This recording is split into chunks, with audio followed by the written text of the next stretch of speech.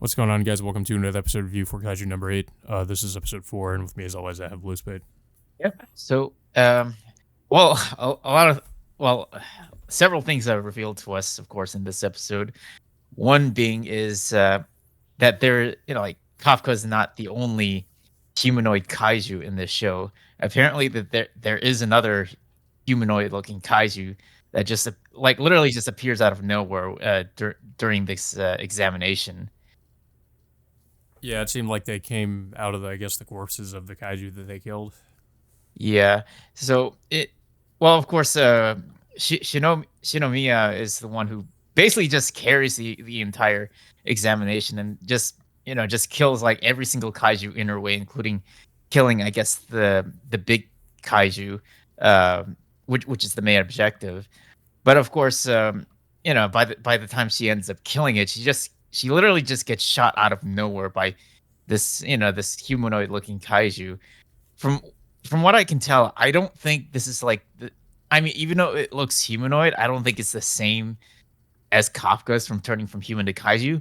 I think this is a kaiju that can shapeshift into other beings, including a human.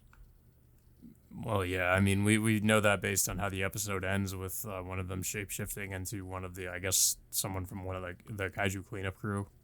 Yeah.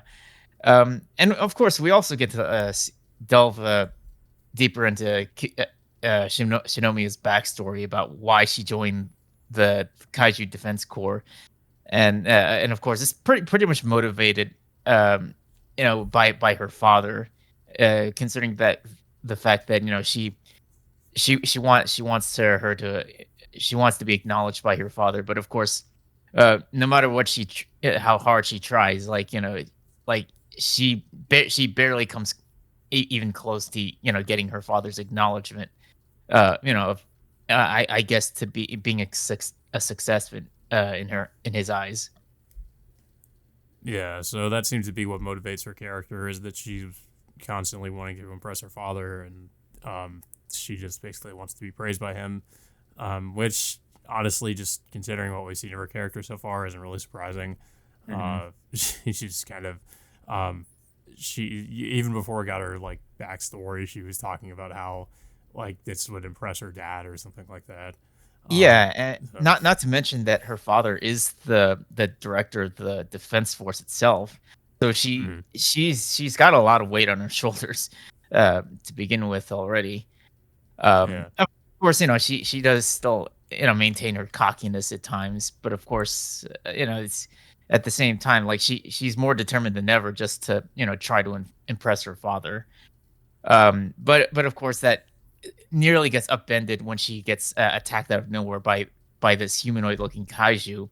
And not only that, but this humanoid kaiju has the ability to revive any dead kaiju within the vicinity.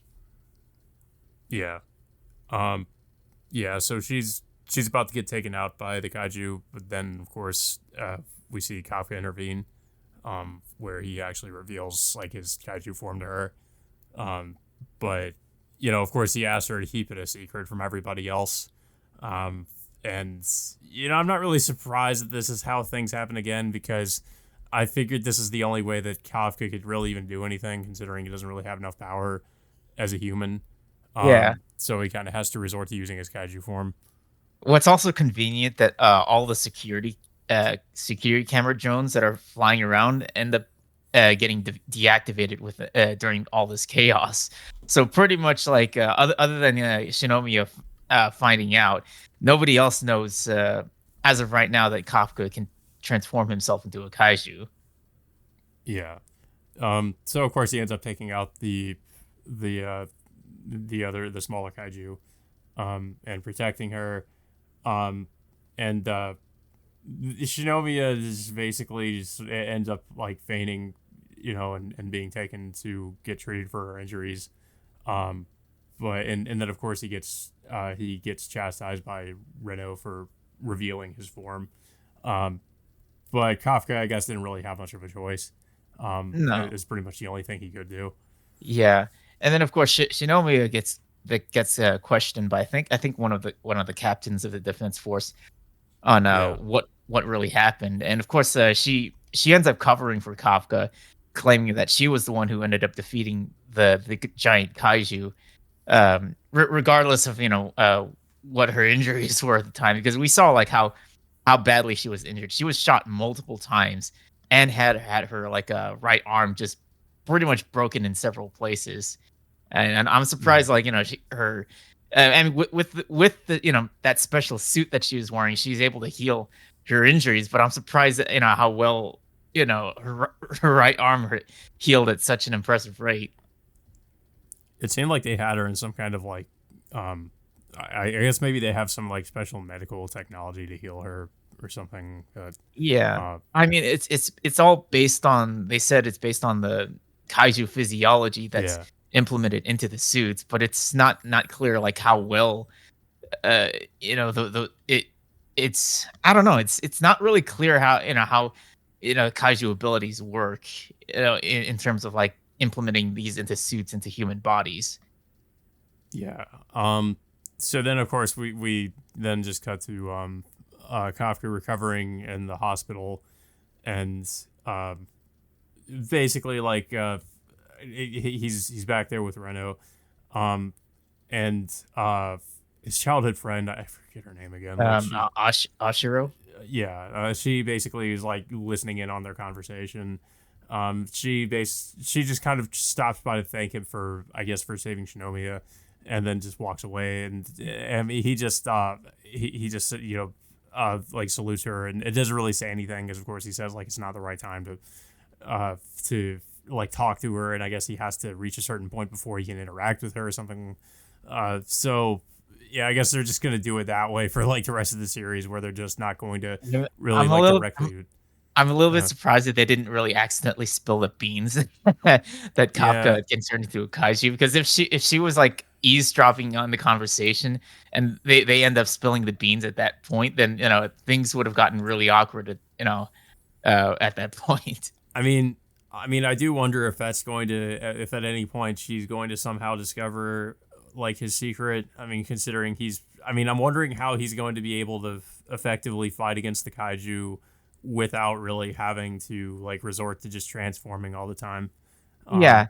It in terms of him, him transforming, he didn't really heal any of the injuries he sustained prior to this either.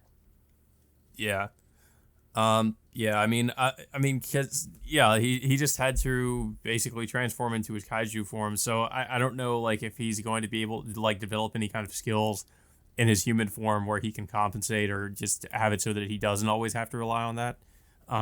Like that's what I thought he would end up doing in this training segment of the series, but I don't know. Maybe there'll be another situation where he has to figure out or try to like I don't know, try to hone some skill that he has where he doesn't have to just always have to utilize his kaiju form. Yeah. Um, yeah, And of course, by the end of the episode, we cut back to that mysterious humanoid kaiju, which, of course, like you said earlier, that he's, I guess he's disguising himself as one of the kaiju disposal unit crew members, that Kafka used to work with. So I'm curious to know, like, whether or not he's the only like humanoid kaiju, or whether or not there's any other kaiju besides himself, because we know like Kafka is also one other who can transform into a kaiju. yeah. That's one of the more interesting plot points so far is that there's these kaiju that I guess have infiltrated human society and they're just disguising themselves as people.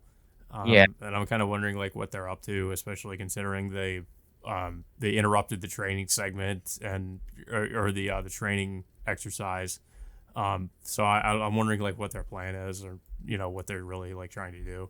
yeah. Um, And I have to also wonder is like, Kafka's kaiju form is labeled, well, kaiju number 8, of course, which is the title card, obviously. But you have to wonder what if there were like any other numbered kaiju that we're not aware of. So I mean, this humanoid kaiju could be like another one preceding this, or maybe it could be another one, or like maybe a much higher ranking than Kafka's. yeah. But yeah, I don't really have too much else to say about the episode. I thought it was a pretty fairly decent episode. There were some things I didn't see coming, like this, like the shape shifting kaiju, for instance. I felt like it was kind of a little bit predictable, like what the like Shinomiya's whole backstory, and I guess what like motivates her. And I mean, considering how like her personality, I wasn't really surprised, of course, that she has that kind of a backstory. Um, but yeah, I mean, and of course, I kind of figured that Kafka would have to resort to transforming, which he does, and that he would reveal it to Shinomiya, and now she has to keep it a secret. This will probably happen most likely with some of the other members of the defense force as well, I would assume, where Hmm. like he reveals himself to them at some point, and they also have to keep it a secret. Of course, it's not going to be like all of them, but it'll probably be like certain members, I guess, Yeah. that maybe like know about it. Um, Another plus is like, that of course we are introduced to a proper villain in this show, with this mysterious humanoid looking kaiju that can transform into humans, and you have to wonder mhm. if there could be any other like number of kaiju that can transform into humans and like infiltrate the ranks of the defense force. Yeah, I mean it does kind of bring an interesting, I guess, mystery element to it, depending on what they end up doing with that. But yeah, I don't really have too much else to say about the episode, though. I don't know if you have anything else to say about it. Yeah, I definitely do like that the show is really kicking up more each week goes by, and I do like the fact that we're getting a little bit more backstory with some of the other characters, and then of course finally introducing a more proper villain into the show. Yeah. But yeah, guys, so that all being said, until next time, we will see you all later.